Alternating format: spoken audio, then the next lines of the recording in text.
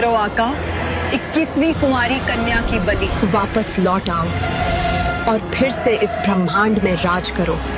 कुछ काली रातें ऐसी होती है जिनकी काली स्याही से लिखा जाता है आने वाला काला भविष्य।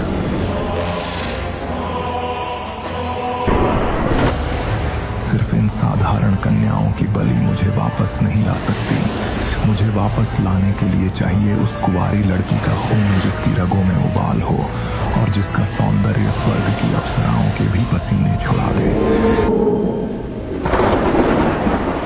तो लो, आपकी ये दासी आपको जिंदा करने के लिए खुद को समर्पित करती है।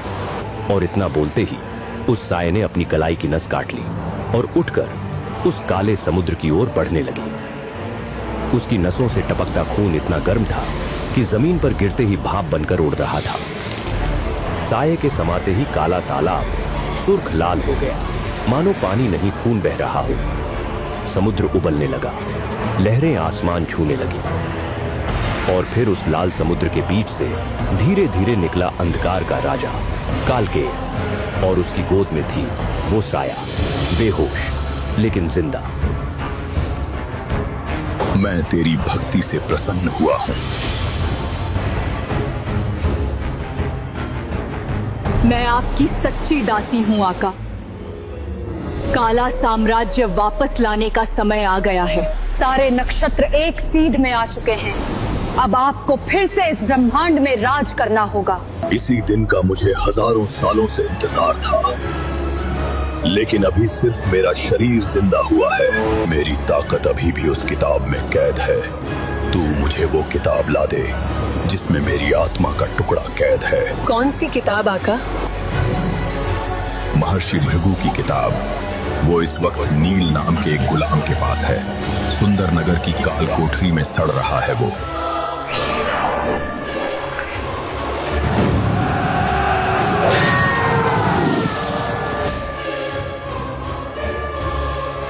आका, आप चिंता मत कीजिए।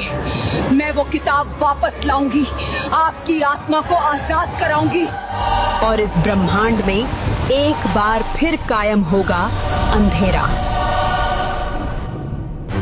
आखिर कौन है ये रहस्यमयी साया? कौन है ये कालकेय जिसकी आत्मा एक किताब में कैद है? और सबसे बड़ा सवाल, एक मामूली से गुलाम के पास इतनी शक्तिशाली किताब आई कैसे? इन सवालों के जवाब जानने के लिए हमें जाना होगा हजारों साल पीछे। दरअसल आज से हजारों साल पहले इस ब्रह्मांड में एक ऐसा राक्षस पैदा हुआ जिसके आगे मौत भी कांपती थी। उसका नाम था कालकेय। कालकेय ने पूरे ब्रह्मांड में तबाही मचा दी थी। उसने देवताओं को हराया, मनुष्यों को मारा।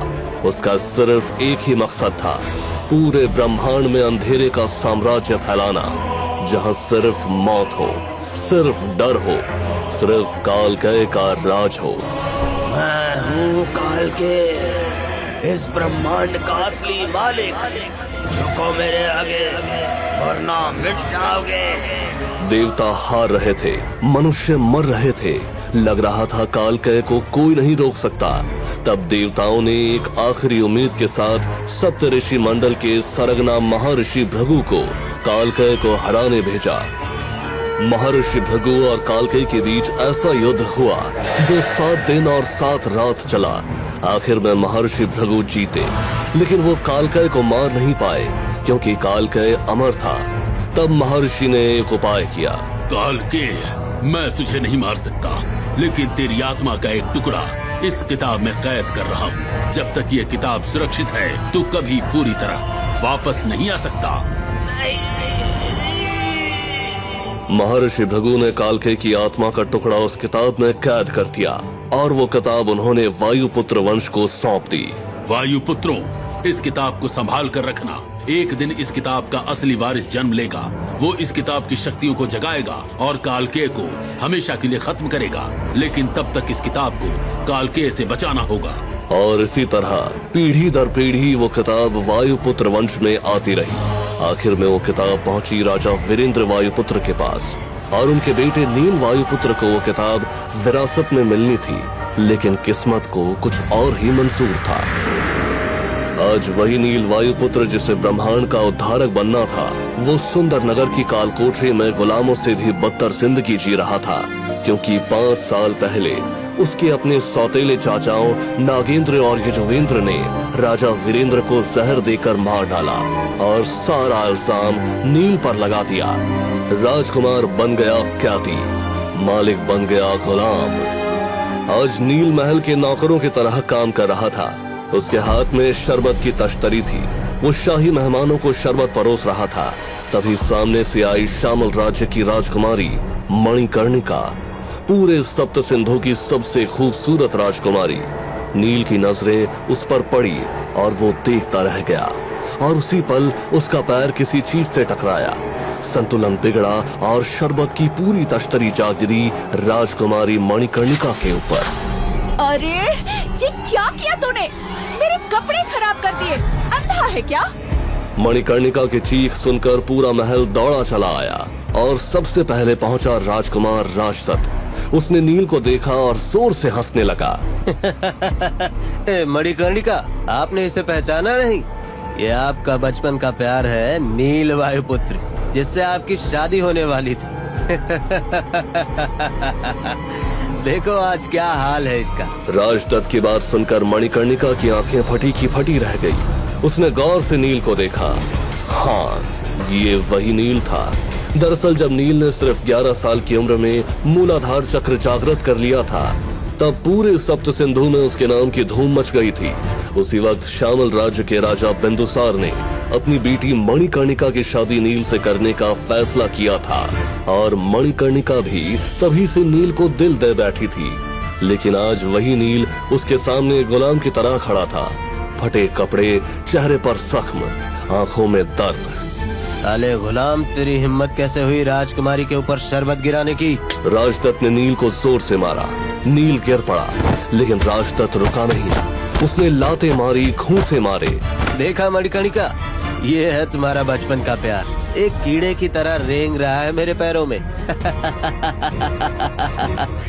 मणिकर्णिका कुछ नहीं बोली, बस देखती रही। उसकी आंखों में क्या था कोई नहीं जान पाया।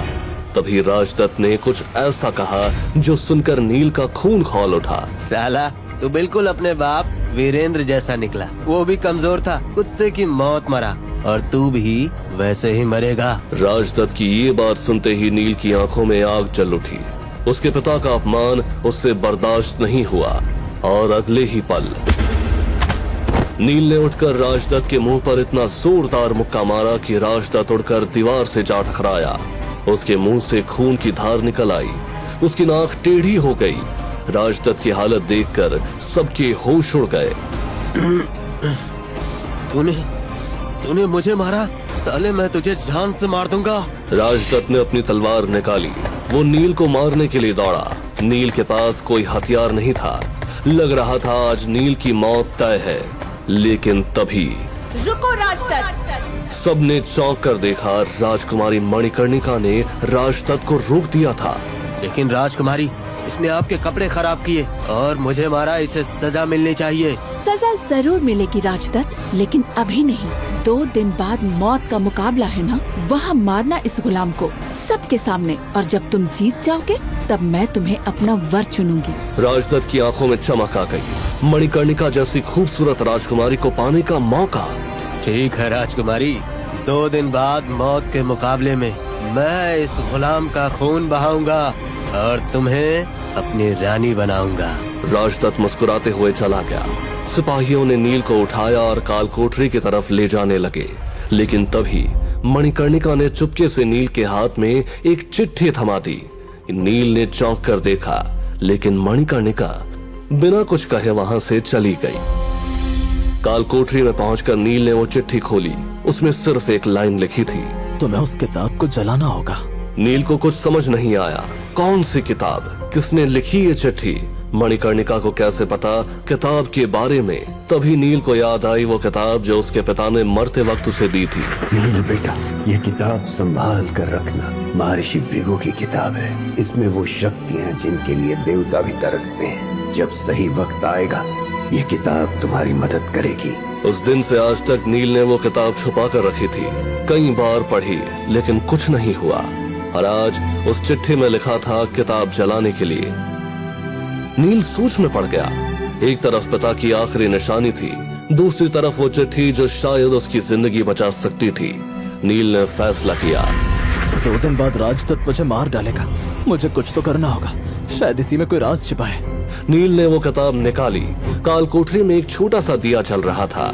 नील ने किताब को आग के पास ले जाते हुए कहा, माफ करना पिताजी, मुझे नहीं पता मैं सही कर रहा हूँ या गलत, लेकिन अब मेरे पास और कोई रास्ता नहीं है। और नील ने किताब को आग में डाल दिया।